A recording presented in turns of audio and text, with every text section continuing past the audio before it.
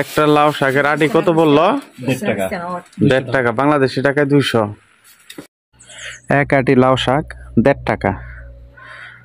আমরা 3 আটি লাউ শাক নিছি 4.5 টাকা দিয়ে, অর্থাৎ 4.5 টাকা 130 টাকা করে যদি হয়, প্রায় 500 550 টাকা, যা 3 আটি লাউ শাক 1.5 কেজিও হবে না, 1 থেকে 1.25 কেজির মতো হবে।